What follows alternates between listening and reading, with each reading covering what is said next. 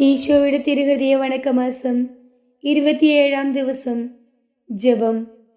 കൃപ നിറഞ്ഞ ഈശോയെ, സകല സ്നേഹിതന്മാരിലും വെച്ച് ഉത്തമ സ്നേഹിത, സർവ നന്മകളുടെയും സമാധാനത്തിൻ്റെയും ഇരിപ്പിടമേ, കണ്ണുനീരുകളുടെ സ്ഥലമായിരിക്കുന്ന ഈ ലോകത്തിൽ മനുഷ്യർക്കുള്ള ഏക സങ്കേതമേ, പരീക്ഷകളിലും ഞെരുക്കങ്ങളിലും ഉൾപ്പെട്ടിരിക്കുന്നവരുടെ ആശ്വാസമേ, സകല ജനങ്ങളുടെയും പിതാവേ, അങ്ങേ ഞാൻ ആരാധിക്കുന്നു, പൂർണ്ണ ഹൃദയത്തോടുകൂടെ സ്നേഹിക്കുന്നു. എൻ്റെ കർത്താവേ, ഇന്നാൾ വരെയും എൻ്റെ ആശ്വാസവും സ്നേഹവും ലോകസ്നേഹിതന്മാരിലും സൃഷ്ടികളിലും ഞാൻ വച്ചുപോയി എന്നത് വാസ്തവം തന്നെ. കൃപ നിറഞ്ഞ ഈശോയുടെ ദിവ്യഹൃദയമേ, ഇനിമേലിൽ എൻ്റെ സ്നേഹം മുഴുവനും എൻ്റെ ആശ്വാസവും ശരണവും അങ്ങേ പരിശുദ്ധ ഹൃദയത്തിലായിരിക്കുവാൻ അങ്ങു തന്നെ എനിക്ക് കൃപ ചെയ്തരളണമേ. പ്രാർത്ഥന. കർത്താവേ, അങ്ങേ മണവാട്ടിയായ തിരുസഭയ്ക്ക് പൂർണ്ണ സ്വാതന്ത്ര്യം കൊടുത്തരളണമേ. ഞങ്ങളുടെ പിതാവായ പരിശുദ്ധ പാപ്പായെ സംരക്ഷിക്കണമേ.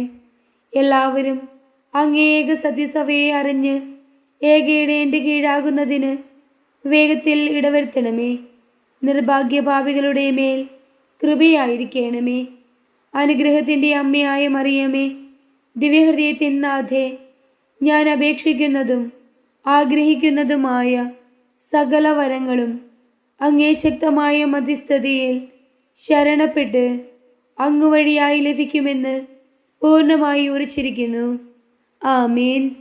സ്വർഗസ്ഥനായ ഞങ്ങളുടെ പിതാവേ, അങ്ങയുടെ നാമം പൂജിതമാകണമേ.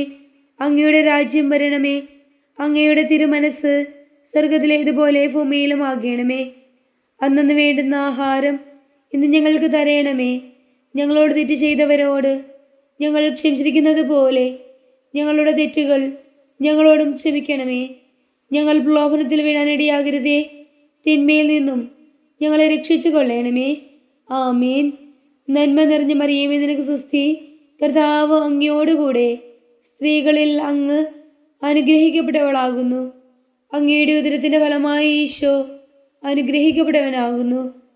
പരിശുദ്ധ മറിയമേ, തമ്പുരാന്റെ അമ്മേ, പാപികളായ ഞങ്ങൾക്ക് വേണ്ടി ഇപ്പോഴും ഞങ്ങളുടെ മരണസമയത്തും തമ്പുരാനോട് അപേക്ഷിച്ചു കൊള്ളണമേ. ആമേൻ.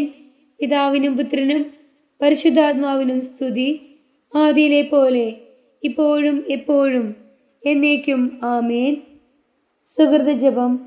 എൻ്റെ മേലുള്ള സ്നേഹത്താൽ എരിയുന്ന ഈശോയുടെ തിരുഹൃദയമേ, അങ്ങേ മേലുള്ള സ്നേഹത്താൽ എരിയുന്നതിന് എനിക്ക് കൃപ ചെയ്തരളണമേ.